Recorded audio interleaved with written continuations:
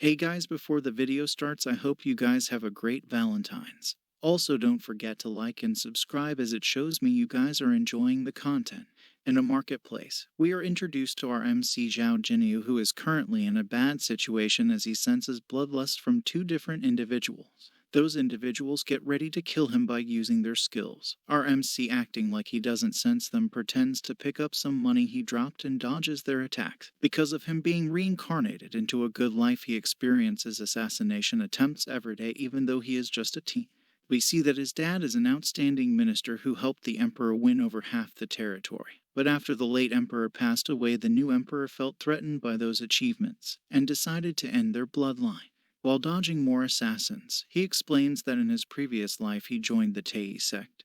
And even though he was reborn, dodging attacks of this level is easy. But all he can do is play dumb, as handling them would expose his real powers, which would attract stronger assassins. He doesn't want to spend this life training in the mountains like his past life, so he decides from now on he will become a useless person. In 1 month, he was able to achieve the great feat of being the capital's #1 nobody. The protagonist is woken up with an imperial edict. The imperial edict states that he is to be betrothed to the third princess, and that he should show up the day after. The third princess is known as the Idiot Princess.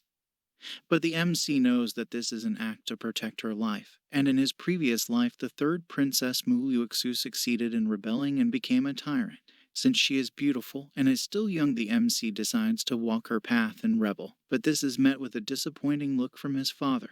We then see Mu Yuxu speaking to an imperial consort who is scared for her life as she tells her about the betrothal to the MC. But Mu Yuxu seems to have been reborn as well, as she thinks about the actions the MC took in the previous life.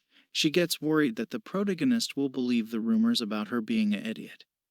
And to escape marriage, he will join the Tei sect. She wants to meet our MC, so she asks the imperial consort very nicely to make the arrangements. The relationship between the protagonist's dad and the emperor doesn't seem to be a good one.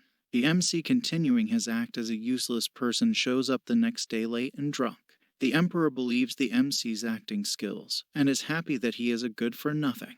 The meeting is concluded, and we see that last night the MC gave the second son of the Ministry of War a beating, and he warns his dad. His dad wonders if he really is a good-for-nothing or if he is just acting. But the MC tells him that he needs to kill someone tonight and disappears. That night we see that his target was the Tanni Pavilion, who was the culprit of the chaos that turned Mu Yuxu into a tyrant.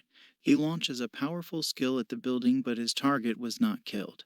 The MC decides to retreat because it would be troublesome if experts suspect him. Even though he didn't kill Tanyazi, the damage caused will tie Hai down for a couple of months, and Tanyazi won't attend the Immortal Summit. He has pushed back the chaos for at least 2 years, and he decides to kidnap the princess and personally look after her.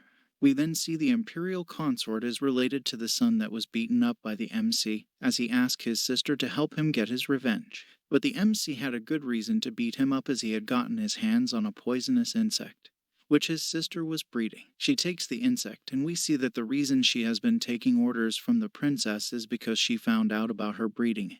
And if the princess were to tell the emperor, she would be killed. But her brother believes that the third princess But her up to this, she is worried that if she succeed in framing the princess would find a way to bring her down to. They are interrupted by their father, who wants to use this to take down the Zhao clan.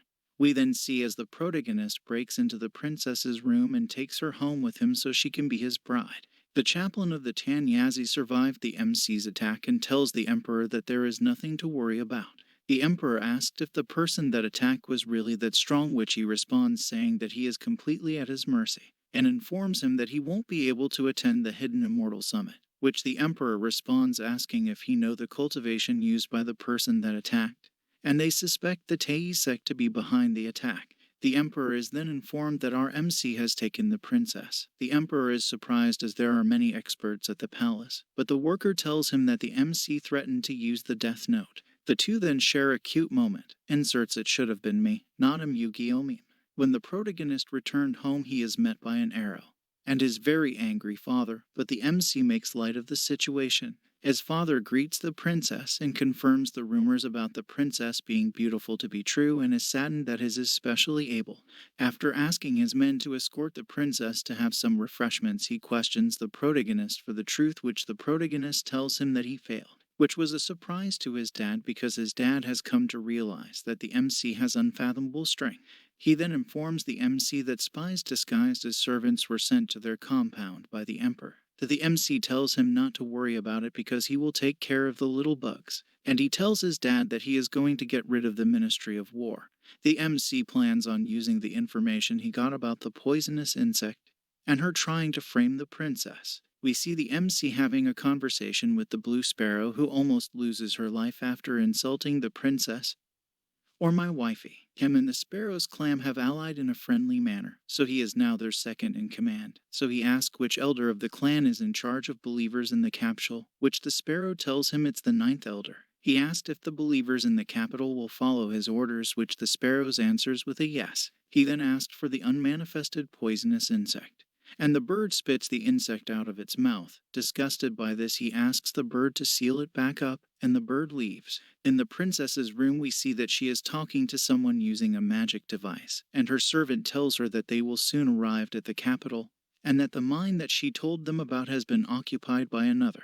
This surprises the princess, as that mine should have only been discovered 7 to 8 years in the future. She decides that having this mine is a must and tells her servant to go, but that she won't be joining them as she is going to be married.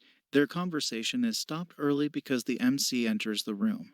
And again they exchange another cute scene. Inserts "it should have been me, not him" Yu-Gi-Oh meme again. The MC is struck by Cupid's arrow as she asks him to eat with her since they are now husband and wife. And like the Chad he is, our MC asks his wife to lantern festival that was happening tonight. Hope you guys enjoyed. Drop a comment if you would like to see part 2, and also check out some other videos we have on the channel.